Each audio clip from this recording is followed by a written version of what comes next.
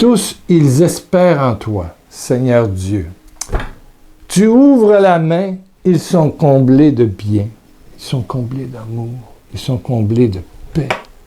Ils sont comblés de joie intérieure. Alléluia. C'est le psaume que je viens de te lire, 104, verset 27. Tous sont comblés de joie, de paix, de bien. C'est vraiment le Christ. Il est vraiment le Christ. Jésus est le Christ. Jésus est le Christ. Aujourd'hui, je veux te parler de Jésus-Christ. Jésus, le Christ. On a collé les deux, on a fait Jésus-Christ. Son vrai nom, c'est Jésus. Il est écrit en Matthieu 1,16, Marie, de laquelle est né Jésus. Jésus veut dire Dieu qui sauve. Est né Jésus qui sauvera son peuple de ses péchés. Qui sauvera son peuple de ses péchés. C'est d'abord Jésus. Jésus. La différence entre un athée, un croyant un peu superficiel, et quelqu'un qui est vraiment chrétien, donc chrétien. Ben, l'athée, comme le chrétien, comme le croyant, le problème, c'est pas l'existence. Jésus est un être historique. Jésus a existé. Il y a des récits historiques de Jésus. 3 auteurs en parlent.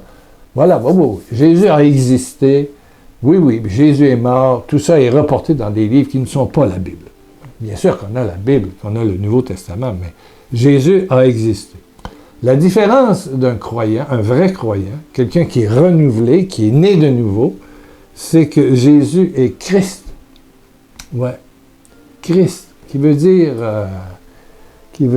Messie en hébreu. Messie.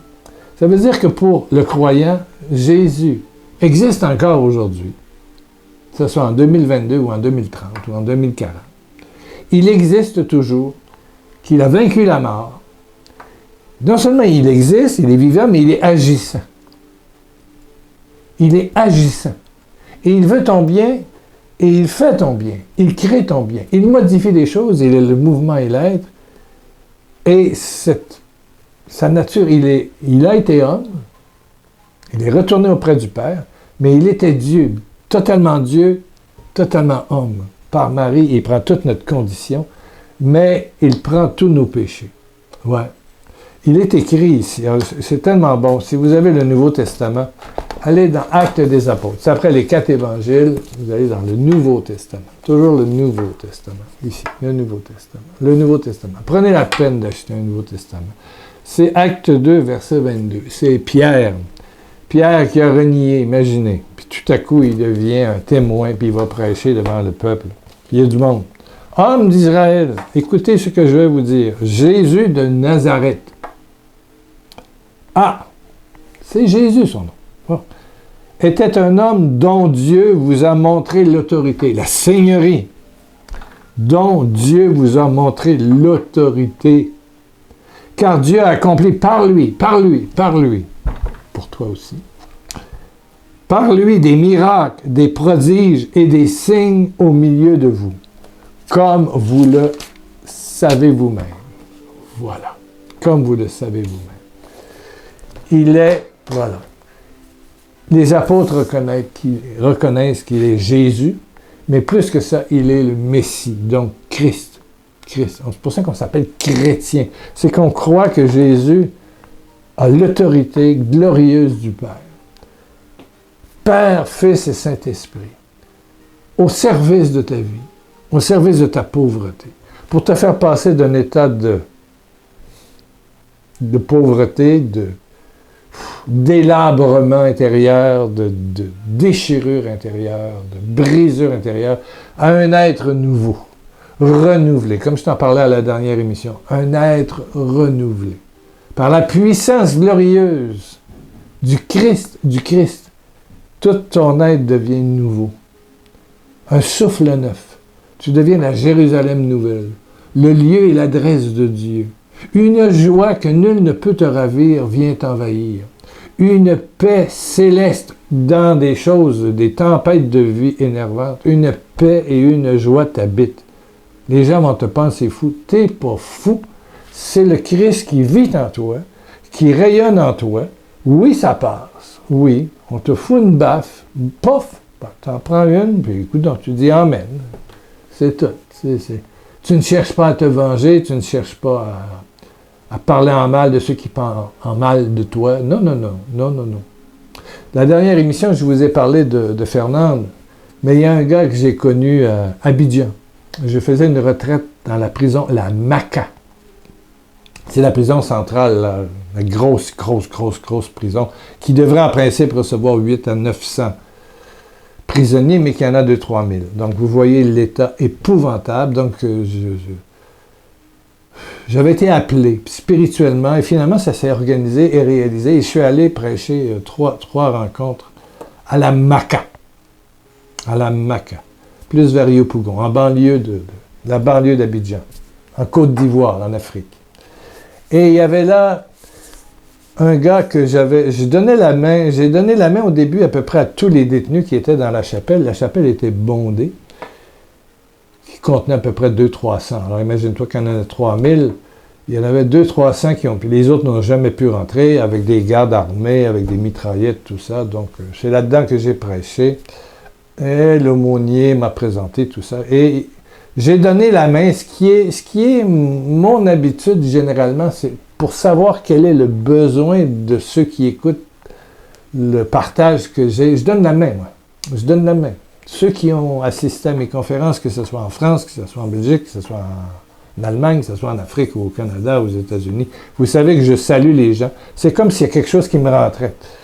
Je sens la souffrance et ça va donner le ton de ma conférence, de mon partage. Et à un moment donné, je donne la main à un jeune homme de 22, 23, 25 ans. Et je lui demande comment il s'appelle Paul. C'est un Camerounais. Je pense que j'ai vu le diable en personne. J'ai donné la main au diable, ça c'est certain. J'ai eu une frayeur qui m'a traversé, c'est pas possible. Une frayeur. Une frayeur. Donc, toute la prédication était pour lui. Ça, je vous le dis, la prédication était pour lui. Et je n'ai pas arrêté de parler du Christ, c'est-à-dire du Sauveur, qui peut faire dans la vie de chacun d'eux, c'est tous des hommes, des apôtres, des êtres de joie, de lumière, de paix, des êtres nouveaux. Des êtres nouveaux, des êtres nouveaux. Vous ne serez plus jamais les mêmes. Même si vous êtes encore en prison, vous allez trouver un bonheur intérieur, une joie intérieure. Ouf! Un fleuve d'eau vive va couler de votre cœur. Alors, à la fin, j'ai demandé, est-ce qu'il y en a qui veulent qu'on impose les mains pour le baptême dans l'esprit? Ce qu'on appelle l'imposition des mains. Voilà.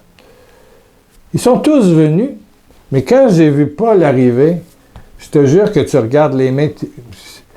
C'est comme si le démon venait se faire imposer les mains. Aïe, tu capotes. Expression québécoise pour dire « t'es bouleversé ». Tu capotes, tu capotes, tu capotes. On dit qu'une voiture fait des tonneaux, on va dire « elle capote ». Ça tourne dans ta tête. Et là, j'ai demandé, je m'en souviens encore, j'ai demandé à Marie, la mère de Jésus, de prier avec moi, d'être dans mes mains.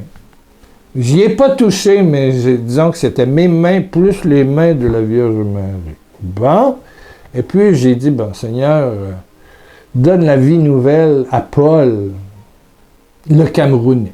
Bon, donne la vie nouvelle à Paul. Donne la vie nouvelle. Je demandais à Dieu d'être non seulement Jésus, celui qui sauve, mais Christ, c'est-à-dire le Christ, comme Pierre le reconnaît, celui qui fait des signes, des miracles et des prodiges. Paul avait besoin d'un miracle. Paul avait besoin d'un miracle. Ce gars-là avait connu une vie effroyable, était devenu d'une violence dont on m'a raconté après. Personne n'osait l'insulter, même lui parler. Il était isolé. Tout le monde craignait de se faire tuer par Paul. Paul le Camerounais. S'il m'écoute, je te salue avec tant de bonheur. Donc, je suis retourné la fois suivante, c'était la messe du dimanche. Et j'avais donné la main à tout le monde encore, et la prédication, c'était plein. Tout le monde savait que j'allais donner la prédication, et j'ai donné la prédication. Et puis la communion. Je ne vois pas Paul. Je ne vois pas Paul. Et mon assistant de l'époque, Arthur, dit, Paul n'est pas là, c'est triste. Ouais. Lui aussi avait eu peur parce qu'il l'avait vu, le gars. Ouf! Il était pas. C'était pas tranquille voir ce gars-là. C'était pas tranquille. J'avais déjà vu des choses, mais là, c'était comme l'incarnation du diable en personne. Il avait donné la main au diable. C'est ouf. Et je dis au chapelain, donc à l'aumônier, au prêtre, j'ai dit, Paul le Camerounais, qu'est-ce qu'il est devenu? Ben, il dit, il est là-bas, là. Il est là-bas. Ben, j'ai dit, non, j'ai donné la main à tout le monde, j'ai donné la communion. Il dit, tu y as donné la communion aussi. Je l'ai vu. Ben voyons donc. Ben voyons donc. Ben voyons. C'est impossible. Il dit, va le voir. C'est un vrai miracle. Un vrai miracle. Le Christ a passé dans sa vie. Le Christ, le Messie, Dieu qui sauve. Mais quand c'est le Christ, il y a des miracles, il y a de la puissance. Ah, là, c'est... Dieu est Seigneur, mais il est Christ. Christ. Puissance glorieuse, agissante, réelle. Alors, je m'en vais vers un groupe, parce qu'il m'avait pointé un groupe qui était ensemble après la messe. Et je regarde tous ceux qui étaient là, j'ai dit, est-ce que vous savez où est Paul le Camerounais? Et il est là au travers, il dit, c'est moi. Mais tellement beau, tellement rayonnant. Le ciel, la gloire de Dieu, la lumière jaillissait, la joie spirituelle. Waouh! C'était un vrai miracle. C'était vraiment Jésus. C'était Christ. Jésus-Christ. Jésus qui agit. Jésus qui transforme. Jésus qui fait des signes, des prodiges, des miracles, des transformations. Alléluia. Paul était physiquement totalement changé et intérieurement aussi. Waouh. Il s'était confessé, il avait pris la communion, il parlait avec les autres n'avaient pas peur. Un vrai miracle. C'est ça, là, je dirais. Jésus est Christ. On dit Jésus-Christ, mais Jésus, Christ veut dire le Seigneur, ça veut dire le Messie, le Sauveur. Il a sauvé Paul de son passé si blessé. Et il veut te sauver aujourd'hui. Jésus veut être Christ dans ta vie. Christ dans ta vie. Alléluia. Il a pris ta vie, il connaît tout de toi. Tout de toi. Acceptes-tu qu'il soit Christ dans ta vie? Ça serait une bonne phrase à marquer dans les commentaires. J'accepte que Jésus soit le Christ de ma vie. Le Sauveur, celui qui transforme, celui qui guérit, qui me guérit. Oh Père, baisse ta tête, ferme tes yeux. C'est plus le temps de regarder la vidéo. Là. C'est le temps de prier. Et moi, je t'impose les deux mains. Oh Père. Père, le même miracle que tu as fait sur Paul le Camerounais à Abidjan, en Côte d'Ivoire. Le même miracle qui s'appelle l'effusion de l'Esprit. Le miracle de la conversion intérieure, de la guérison des blessures infectées, des blessures du passé, d'enfance, tout ce qu'on a pu subir de blessures, de méchanceté, d'abus, tout. Alléluia. Père, par Jésus-Christ, Christ, Jésus le Christ. Amen. Père, touche. Maintenant. Que la puissance, la toute puissance glorieuse de ton Saint-Esprit agisse maintenant.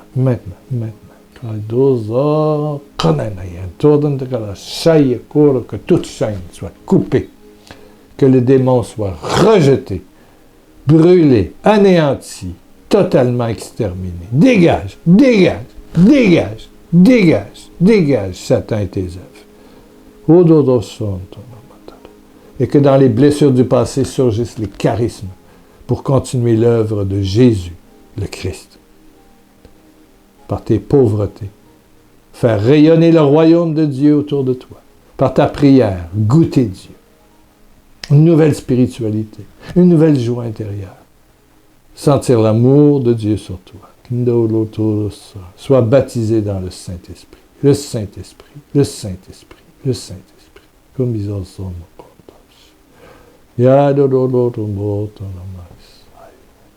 Amen.